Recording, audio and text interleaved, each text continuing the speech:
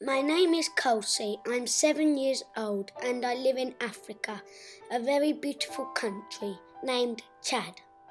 Do you see it?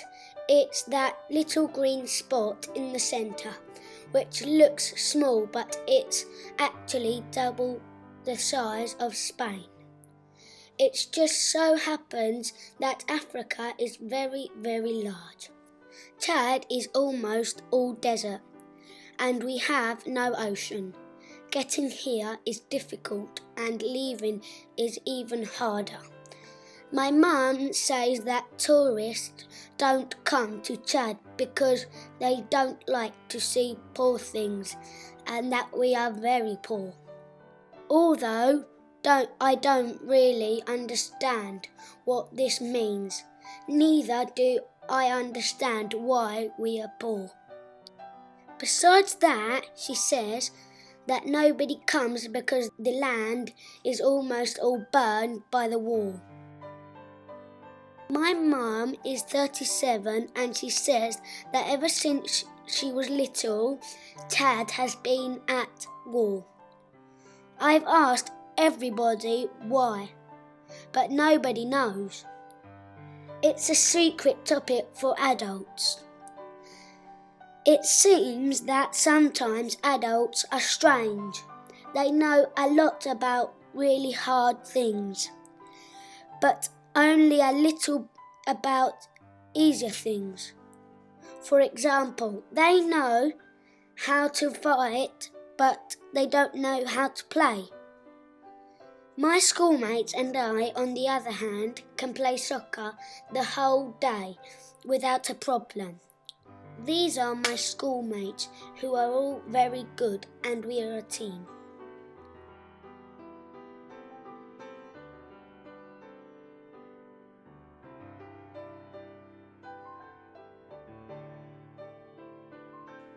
That over there is my house. It's very small and it has dirt floors with walls made of mud.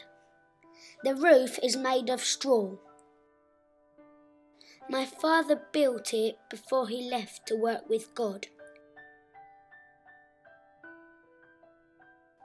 I like it a lot because in the walls I can see his handprints and I place my hands above his and feel like he's telling me beautiful things, just like when he was with us. It's for that reason when I score a goal, I dedicate it to him, pointing up towards him. Here in Africa, we go to work with God very early. My mum says that I don't have to be scared. That's like going for a walk and then there you are. You find yourself with God and He puts you on a mission.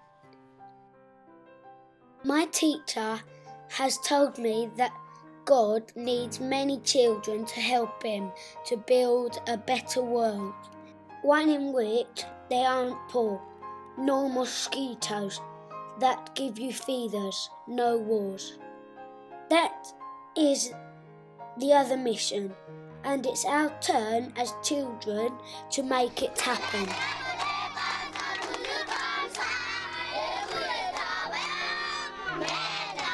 In this moment, two of my little brothers are helping him. I prefer to be the little one at home with my mum, helping her and playing and laughing with her. Therefore, although I don't say it to anyone, it scares me when my stomach aches and when I get mosquito bites.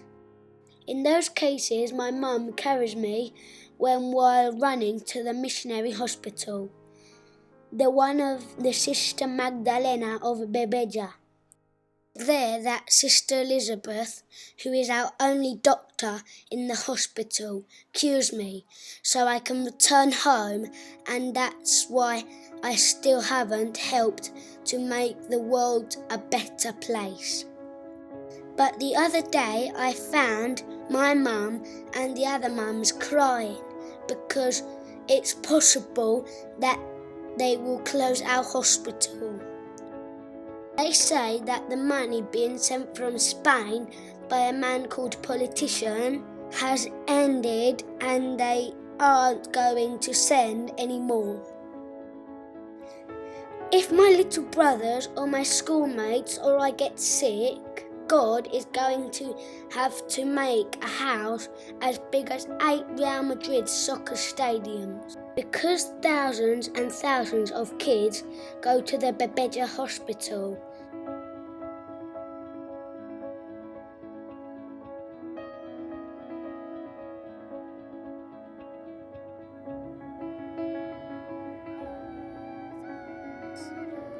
The missionaries are very good and live here and help us and teach us. Father Nelson and Father Kevin are friends of Dr. Pablo, who is our friend, and who came and took pictures of us while we were playing soccer, and they were putting a very important newspaper alongside the famous soccer players. Because of this, now everyone knows that we play soccer very well in Chad.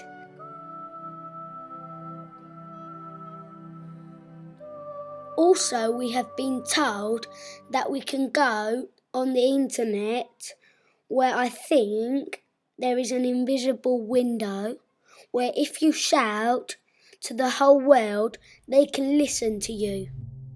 I want to shout out so they can help us, so they don't just close our hospital, so that they warn the politician to ensure he knows what is going on here, and maybe make sure that his windows is left open and he hasn't closed. Dr. Pablo has some friends and they all go by a very nice name. Sports and Art Solidarity. They are helping to raise money in the wealthy countries so that we can construct a vegetable garden in order to eat and learn a trade, and also to help our hospital to function and to make ourselves a soccer field without rocks and with goalposts. I think I will score as many goals as Zidane or as Cristiano Ronaldo or whichever Real Madrid player. We will make the vegetable garden here inside the school. We'll have lots of seeds to plant by hand and to watch them grow. And when they are big, we'll have good things to eat.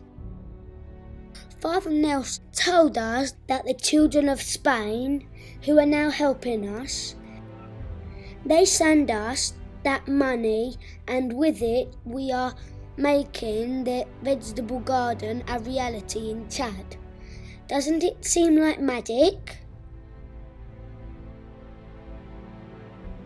Our teacher has told us that with strength of our hearts of children, the world can be changed, but that we have to work very hard and be very brave.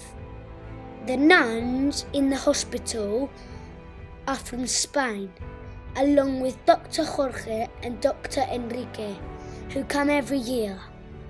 Father Nelson and Father Kevin are from Colombia and Peru, which are also countries that speak a strange language called Spanish. And I'm learning a little bit. Gracias. Deporte y arte solidario. I've discovered that everything looks small when we look from far away. That's why you don't see me. But as you are my friends, I'll teach you some good African magic. Look at me for a moment and count to 10.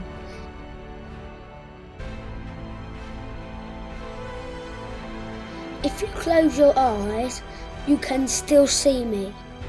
It's because now you see with your heart.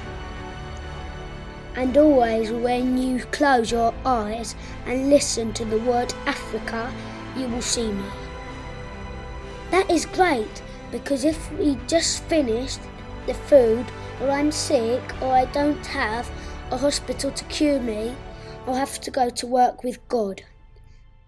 And you will see me forever, and I'll see you, and I'm going to watch over you, just as you have all watched over me, until you come too, and then we'll build a better world.